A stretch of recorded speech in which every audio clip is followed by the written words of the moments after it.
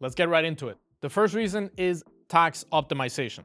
Now, there's a lot of countries that have low taxes that don't offer citizenship or multiple passports. For example, there are countries that offer citizenship by investment, like St. Kitts, Antigua, that have very low taxes or zero taxes, but you're probably not going to relocate there. And having a second citizenship from any of these countries means nothing for tax purposes. What does mean something is, for example, let's say you're American and you can get an Irish passport through Ancestry. That means that you're now an EU citizen. And I know the EU is going up in flames, has no future, etc. But there's still a lot of EU countries that have great tax laws. For example, Poland has relatively low taxes. Hungary has relatively low taxes.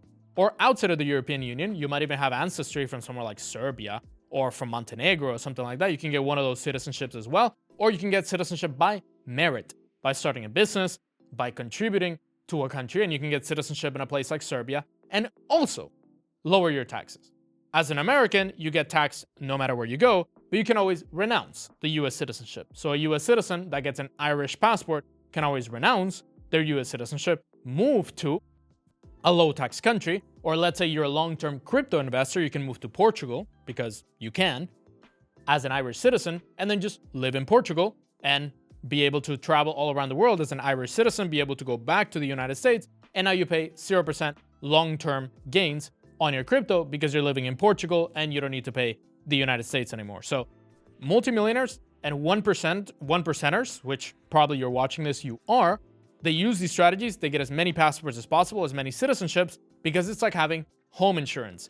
Nobody needs home insurance. You buy a house and the insurance doesn't do anything. You just pay it every month or every year and you don't receive a service until somebody breaks into your house, until your house burns down. And then you really need home insurance. And that's the same as second citizenship. You get it, you don't really use it, you don't really need it until you really need it. And that's the same for second citizenship. Second reason is financial freedom. If you're a multimillionaire, you want to do whatever you want with your money. If you're a US citizen, you can open bank accounts in certain countries. If you're a UK citizen, you can open crypto exchange accounts in certain countries. More and more controls are going to come. If you're an EU citizen, they want to know everything about your crypto assets and everything around the world that you have. Well, you can get a citizenship outside of the EU, in Latin America, even Vanuatu, you can get a citizenship and just be able to use that citizenship in order to have more financial freedom. We're not laundering money. We're not doing anything illegal. We're not evading taxes illegally. We're not doing anything illegal. Everything is legal, but we want to keep our personal protection and our financial freedom and our life freedom as much as possible. If you have money, you probably want to protect it, and one of the best ways to protect it is by having a second citizenship. Third reason is global mobility. Maybe you're from a country where the passport isn't really that powerful.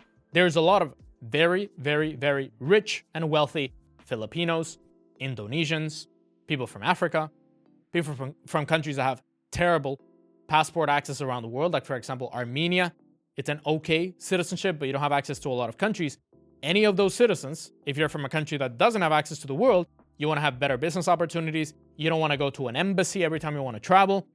For example, I need a visa because I renounced my US citizenship. I need a visa to go to South Africa.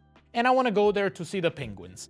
And the process is so stupid and so hard that I'm not going to go to South Africa until I have a citizenship that allows me to go to South Africa visa-free, because the process is just ridiculous.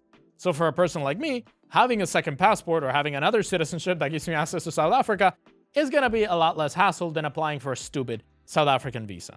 Unless they allow one of my citizenships to go to South Africa, because I renounced US citizenship, I no longer have access to it. That's an example.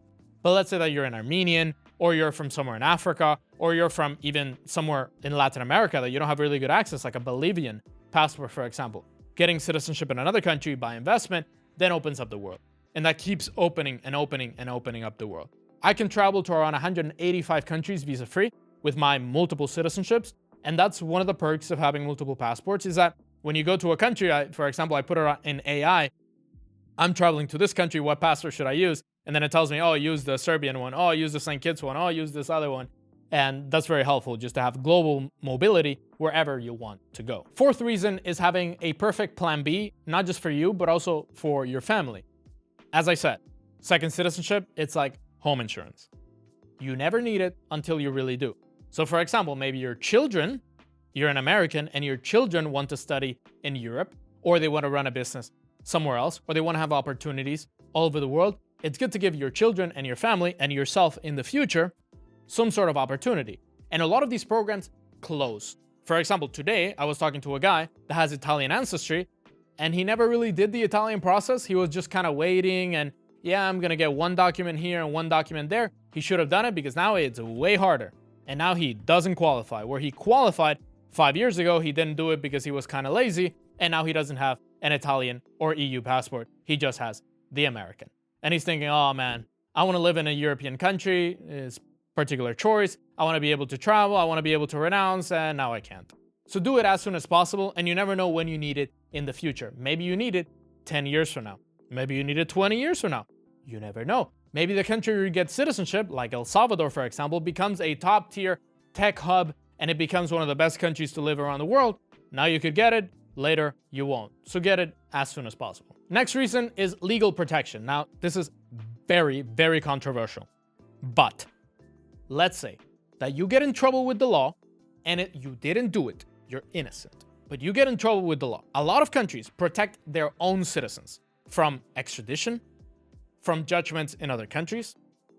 They also rejudge or reapply the process for a foreign judgment because it's their own citizen and they want to see if they're really guilty, and maybe they find you innocent. And having citizenship in a country where you're spending time is really powerful in case you get a judgment against you anywhere around the world.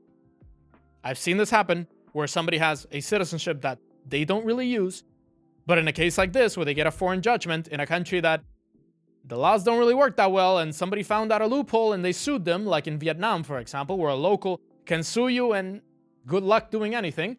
They have a citizenship in a country that doesn't extradite citizens, doesn't qualify foreign judgments, isn't going to take that person's assets, and they're cool.